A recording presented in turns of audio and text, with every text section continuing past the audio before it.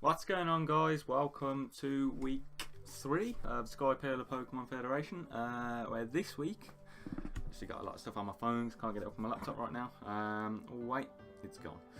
We go up against Brett and the Pittsburgh Registeelers, who has a frightening team. We have already played it. I don't know if a lot of you guys know, but a few of the last games have been replays. From what I remember, I think the last upload I did in terms of competitive battle was about 2 weeks ago, so apologies for that if you guys were waiting for an update on this. It's been a hectic few weeks, so I apologise. It's also my birthday this coming Monday, so happy birthday to me. That's kind of half the reason I've been busy. We've been planning for a lot of stuff.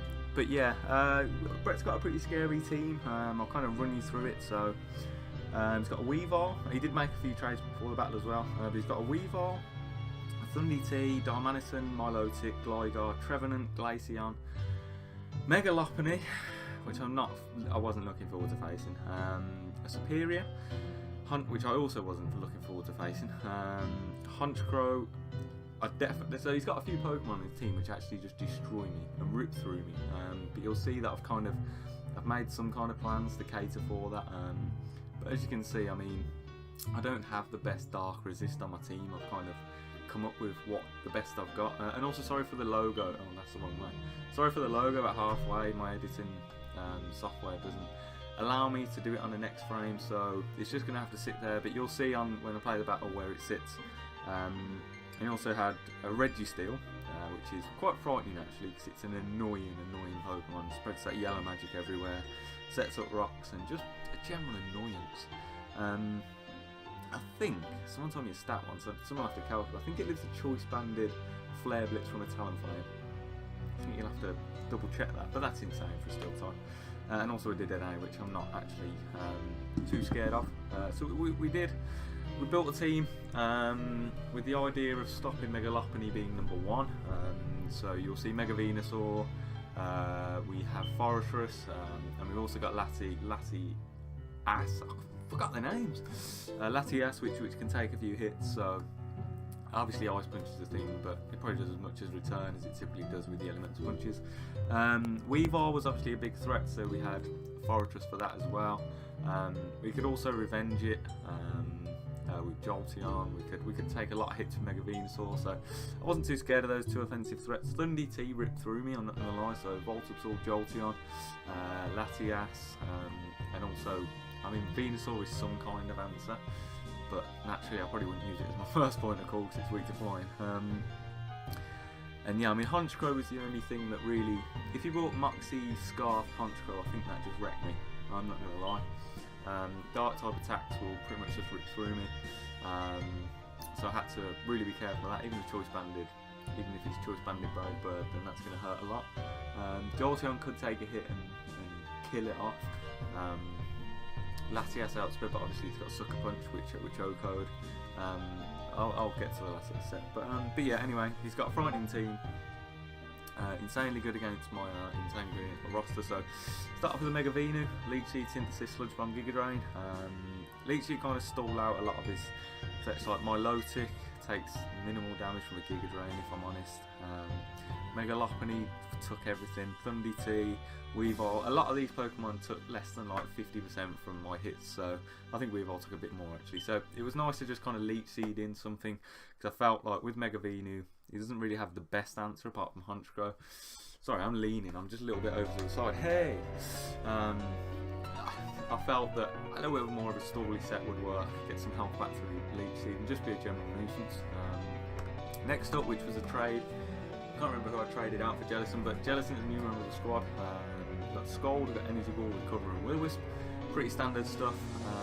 And it was an answer for his Darmanitan for me. So obviously, Darmanitan, as you can see, ripped through my team. Even Chandelure, which was Chandelure come with it stops fire type, I can't remember what it's called.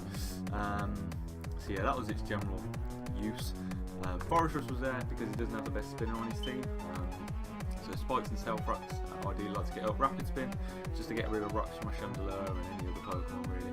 And also it was a Custep Berry Explosion. I figured if I've still got my sturdy attack, there's no rocks up, then and Honchkrow is just destroying me, then I'm gonna click explosion and kill him. It's a simple way of a last ditch attempt. It could be with anything as well. Megalophony, power up punching away could be an issue. So Custapberry explosions there just to kind of stop any of that. These three Pokemon kind of went together. So I thought I didn't want to get locked into exhaust. Didn't want to lose a lot of health, which is why the expert belt's there. He's also got like a Milotic, which could potentially stay in. Doesn't take that much from a if he got burned or something. Doesn't take that much from a Volt Switch or a T-Ball. So expert belt just to give that little bit more damage. And yeah, he was the Volt Switch into one of these ideally. So Chandelure, Fire Blast, Energy Ball, Shadow Ball, Memento.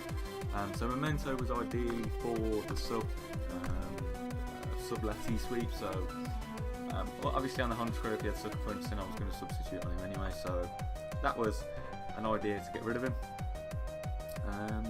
Yeah, I mean that's really it about the team. Don't really need to go much into the moves. But we'll jump into that. So you see where the logo sits now. Trying to get my mouse over it, but that's kind of there to kind of identify who I am. We'll kind of jump into it. There's no need to do much commentary on it. I mean, it's kind of self-explanatory. So I'll leave with Venusaur because I knew he was going to leave with Lopunny, he always does. He does go directly out into Honchkrow, so immediately I don't have any switching to this thing. So let's just see what happens. He doubles out into his Reggie as I go into my Forretress to hopefully take a brave, but he paralyses me, which is fine. And this is just a kind of exchange between. You'll see now. I'm not even going to say anything.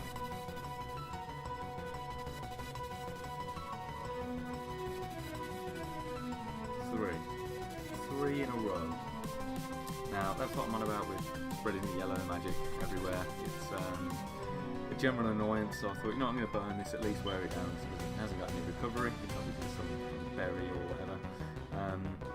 He does go right into his Thundy, and we do get a Skull burn. You'll see some of the comments on the right as well, so apologies if you see me not swearing or anything. I did predict him to go for a Volt Switch, which I could live, and nothing wanted to take the Scald, so we got into a Jolteon. Power Ice, we kill off the Thundy. So unfortunately, I mean, he didn't bring the Darmanitan, so that's kind of why I took the risk to stay in as well, it was fine for Morris. I mean, it would have been nice to keep it, but I mean, it dealt with the Registeelers and the Gligar, so 3 of his Pokemon killed it off. So we do go into Venusaur, our primary answer for the Megalophony. We double that into his Gligar.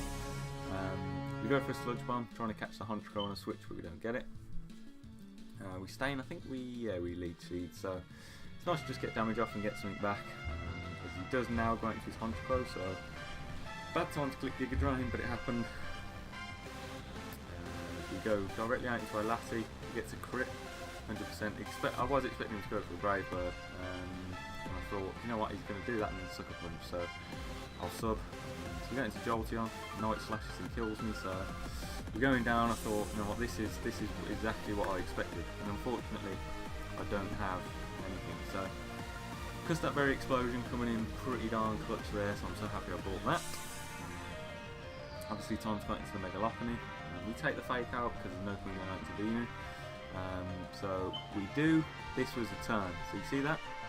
We actually do get a burn, which completely turned the fortunes of the game, because if I didn't get that burn, Megalophony would have killed, and it would have. I mean, Venu beat the last 4 of his Pokemon, but it was still like it could have flinched me out with Weavile. It could have been all sorts of stuff. So I thought Chandelure was still useful, so we take the return, no problems with Venusaur. It does go out into Weavile now, so knowing full well we beat this thing. We go for we Synthesis. So obviously he's doing about half, so he's doing about 30%, so I'm thinking that I'm going to stay as healthy as I can, because if I do get flinched, then it's going to be a bad time, and I'm at the point now where he's getting to that stage, and he does get the flinch, so I'm glad I did that the extra Synthesis. So we do get one off, so now we fully know that we beat the Weavile, and unfortunately on this turn, if we didn't get that Synthesis off, then he could have won, but what more can you do? He does T-Wave us, trying to get some kind of luck on the paralysis side. He was trying to play. He was trying to be just a general annoyance. So I knew he was going to go Seismic Test there. Really knocked the ball. Unfortunately, Chandelier can just click Fire Blast. And now he goes out to the Gligar, and this, looking at it, 59%, it was a roll. But we got the maxist of maxist rolls. So perhaps more luck on my side, I'd say. I don't like games like this because they're very Hax friendly. Pro Hax, I guess. They're very, not Pro Hax. It's very, it is very Hax-R-Us. Yeah, we'll go with that. But you know what? As long as it's even, I don't care.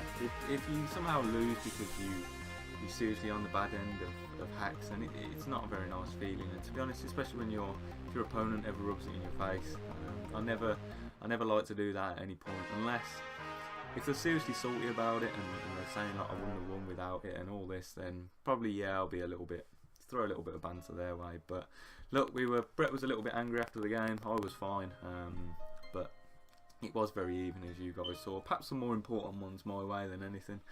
But look, we play the game, and we have to kind of get on with these things. You can't see it, but I'll try and move it. See if I can move it. Yeah. So a GG friend, and then just put yeah. So you can tell he's kind of anger there. Which kind of wanted to touch on this point. Look, if you get hacks at some point, just calm down. Remember, it wasn't your opponent's fault. You can't help. You play RNG, and you play within the limitations that you're gonna be hacked at some point. I'm sure you've done it to someone else and felt really happy. So, with ups come downs, just deal with it, guys. And yeah. That's really it. I'm pleased to be back with the recording, guys. I hope you enjoyed it, and I'll see you guys in the next episode. Bye bye.